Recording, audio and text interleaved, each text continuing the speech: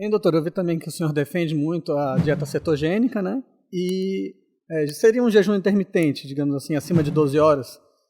Assim, jejum por si só ele já é intermitente. A gente apelidou ao jejum intermitente a forma de se fazê-lo. Né? É o nome da dieta. É uma nomenclatura assim que a galera inventou de intermitente, mas todo jejum vai ser de forma intermitente, porque a gente não vai ficar de jejum permanente. Não, claro. Né? Então, o jejum intermitente é uma ferramenta muito boa para a autofagia, muito boa para o desempenho esportivo do atleta, desde que ele tenha, no período de jejum, que o jejum não é uma dieta, é uma ausência da dieta, ele tenha um controle hídrico do que está fazendo, né? Ele tem que estar mantendo a hidratação dele, e mais importante do que o jejum é a janela de alimentação. Então não adianta eu querer fazer um jejum, porque o jejum não é uma prática automática, ele tem que acontecer no organismo a partir de uma boa alimentação. Se eu faço uma boa alimentação, eu mantenho níveis adequados de glicemia no meu corpo, mantenho uma insulina baixo, insulina circulante,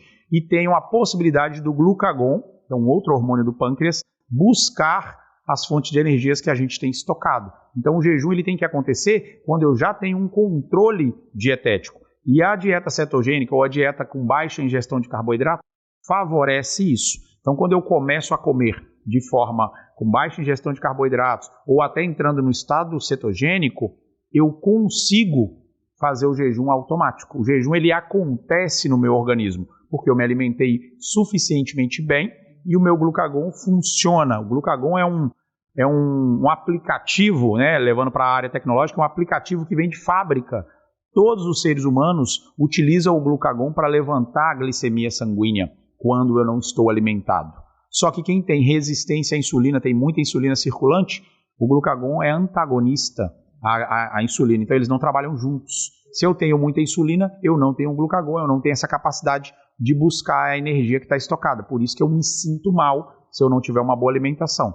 Então a dieta cetogênica, ela é outra ferramenta, tá? Não é para as pessoas viverem em cetose, apesar de que eu tenho atletas que hoje, inclusive um atleta na semana passada completou 1 ano de cetose, 1 ano contínuo de cetose, um altíssimo rendimento, ele já é um atleta de alto rendimento. Eu tenho atletas ultramaratonistas em estado de cetose, mas também eu deixo muita vontade para que o paciente entenda que a cetogênica é uma ferramenta de upgrade, assim, de melhora de rendimento numa estratégia de emagrecimento. Ele pode viver em low carb, ele pode viver em normocarbo e de vez em quando ele fazer 20 dias, 15 dias de estado metabólico, porque isso é natural do ser humano, estado metabólico de cetose. Então eu sou muito a favor da cetogênica, já pratiquei várias vezes, eu fico 20 dias, cara, vou viajar, vou aproveitar essa viagem, ficar 20 dias comendo, não vou dizer comendo bem, mas comendo de coisas gostosas, e depois eu tenho que reparar esse dano que o meu organismo fez. Vou ficar 20 dias de cetose e vou controlar os abusos que eu fiz numa viagem, por exemplo. Então, todo mundo pode usar cetose. É algo que, se você estudar, é benéfico para o organismo, tá?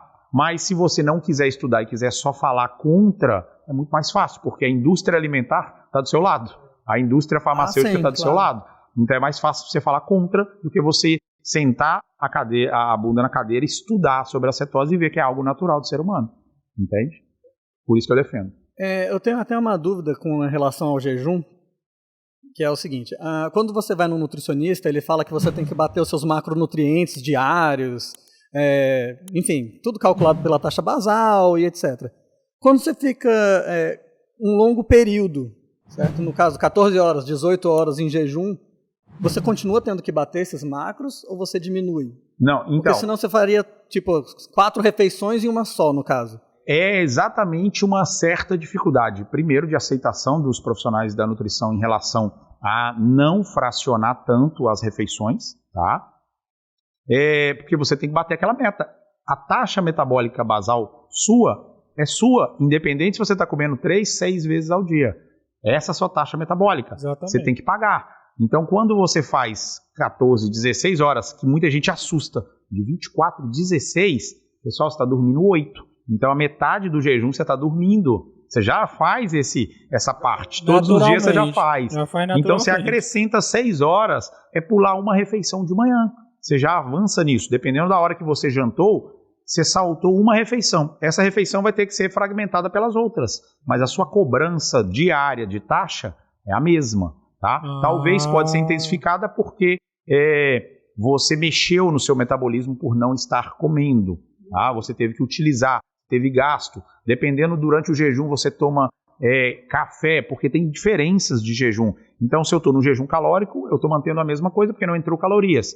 Se eu transformo esse jejum calórico de 14 horas, nas últimas 2 horas, para completar 16, eu transformo ele em jejum metabólico, eu já vou ter entrada de calorias, eu já vou mexer no meu metabolismo. Aí talvez eu já tenha que mexer um pouco na minha alimentação. Mas mais importante do que o jejum, do que o tempo de jejum, realmente é como você quebra o jejum e o que você alimenta durante a prática, a hora que você não está em jejum.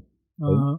Isso, assim, como o senhor disse, são estratégias, né? São ferramentas. Ferramentas que a pessoa pode usar, que vai ajudar, e isso, temporárias. O principal é isso, que o pessoal acha que, não, vou ter que viver isso aí pro resto da vida, e não é assim, é uma ferramenta que você usa ali por uma semana, 10 dias, 5 dias. Até pode, tá? Assim, o que a gente tem que deixar claro é que todo mundo tem liberdade de fazer o que quiser, né? Mas, assim, entenda-se que talvez lá na frente você continua fazendo jejum por quê? É religioso? Não, é uma ideologia que você criou, é costume familiar, né? Na sua casa, pela prática diária, você não faz café da manhã, você sai correndo porque está atrasado para o emprego, tá tudo bem, mas não é obrigatório, você não sela aquele paciente e fala, a partir de agora faz jejum o resto da sua vida, não faz sentido. O paciente busca uma ajuda médica para uma condição que ele tem hoje. Mês que vem a condição corporal dele é outra. Talvez ele não precisa mais. Sim. Aí ele faz por hábito. Ele faz porque ele juntou com a rotina dele. Né? Então, entenda, existem as estratégias cetose, estratégias low carb, estratégias de jejum, estratégias de AEAJ, que ele vai usar quando ele precisa, ou o tempo que ele precisa. Depois é uma questão de gosto. Tá? Aí se formam as seitas. Essa é uma problemática da saúde hoje.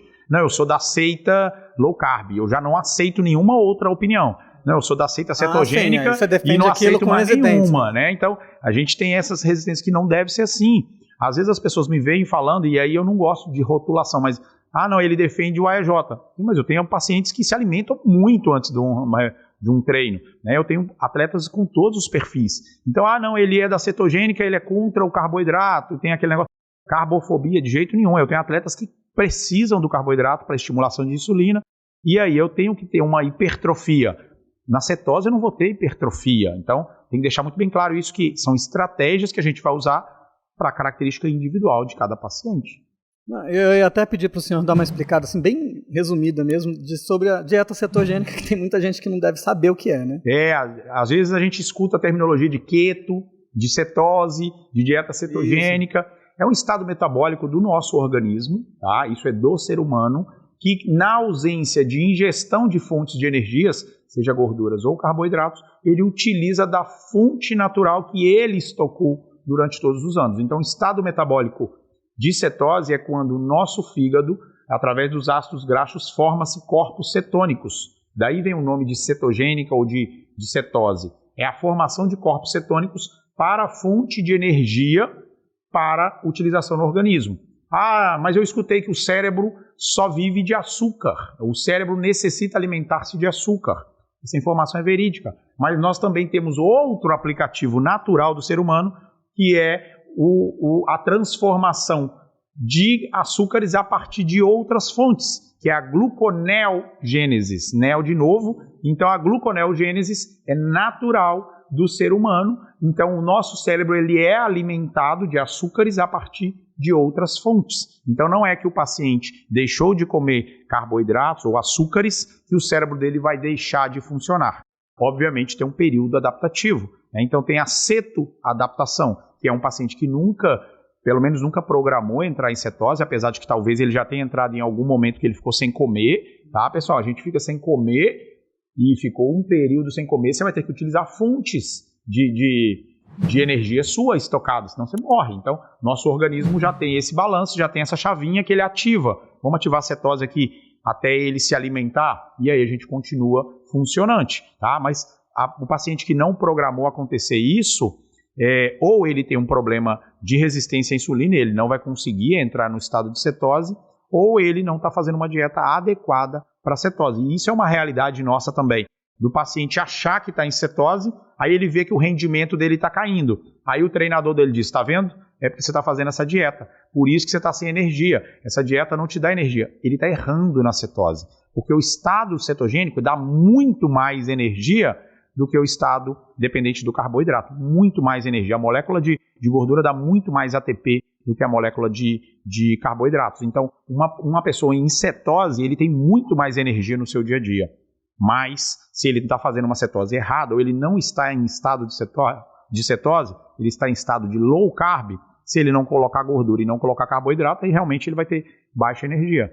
Né? Isso é para deixar bem claro que às vezes o paciente não sabe o que é cetose, e aí às vezes me vê falando agitado. Tem dias que quando eu estou em cetose, vocês começam a prestar atenção nas minhas gravações. Quando eu estou em cetose, a minha tonalidade de falar, a minha energia diária é completamente diferente. Então, pacientes que estão em cetose experimentam um estado energético muito maior. Inclusive, pode gerar insônia, pode gerar alterações comportamentais derivadas de uma agitação maior, o estado de cetose. Mas não é muito bem divulgado, porque são poucas as pessoas que defendem isso.